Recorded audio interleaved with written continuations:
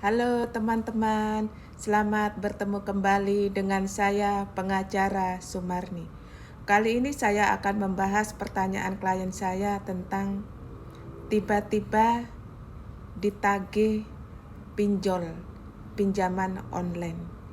Begini Bapak Ibu ya, ada klien saya itu yang datang kepada saya dengan muka yang kusut dan stres. Dia bilang begini, "Ibu, saya itu tiba-tiba ditagih-tagih sama pinjaman online. Padahal saya itu nggak pernah yang namanya hutang online. Saya nggak pernah yang namanya mengajukan pinjaman online. Saya itu tipe orang yang takut untuk berhutang. Saya itu tipe orang yang takut untuk meminjam uang kepada siapapun, apalagi sampai pinjaman online. Saya itu tidak pernah yang namanya mengajukan pinjaman online. Tiba-tiba saya ini ditagih, katanya saya meminjam uang itu sampai 20 juta. Nggak ada saya pinjam uang sampai 20 juta. Buat apa juga? Tapi si orang itu terus menagih saya, Bu. Gimana ya? Saya bingung karena saya merasa saya itu nggak pernah yang namanya pinjam, apalagi pinjaman online. Ibu, gimana solusinya?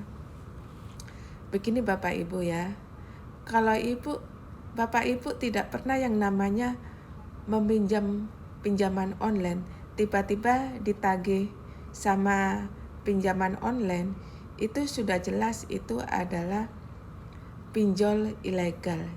Jadi langsung hapus dan blokir saja. Kalau dia pakai nomor baru, hapus lagi, blokir lagi. Kalau dia pakai nomor baru lagi, hapus lagi dan blokir lagi. Karena Bapak Ibu kan nggak pernah yang namanya pinjam online. Jadi udah jelas dia itu pinjol ilegal. Jadi langsung hapus dan blokir. Terus bagaimana kalau dia ngancam-ngancam? Ya kalau pengancaman tinggal lapor aja ke kantor polisi. Ancam balik Ibu ya. Kalau dia ngancam mau menyakiti atau membunuh atau apa, ancam balik. Bilangin bahwa saya juga bisa melaporkan Anda ke kantor polisi. Nanti kantor polisi yang akan mencari Anda. Begitu saja, ancam balik. Kenapa harus takut sama penipu?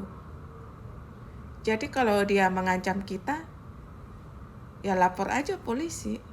Ancam, saya akan lapor polisi. Ancam balik ya. Ancam balik, Anda akan saya laporkan ke polisi.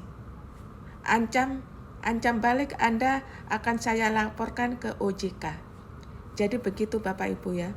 Kalau ada penipu yang menagih-nagih pinjol, padahal Bapak Ibu nggak pernah berhutang pinjol, ya langsung hapus dan blokir. Kalau dia mengancam, ancam balik.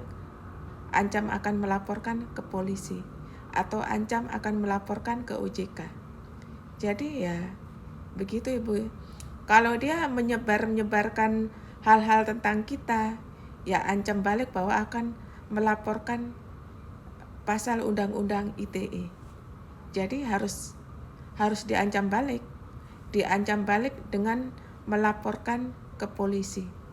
Diancam balik Anda akan melaporkan Undang-Undang ITE.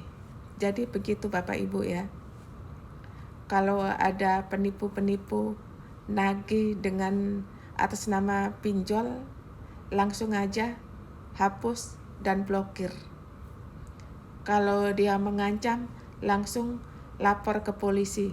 Ancam balik bahwa Bapak Ibu akan melaporkan dia ke polisi.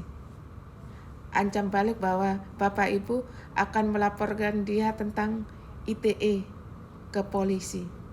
Jadi Bapak Ibu bisa ancam balik akan melaporkan dia ke OJK. Jadi begitu Bapak Ibu ya. Nggak usah terlalu panik. Nggak usah terlalu stres menghadapi penipu-penipu seperti itu.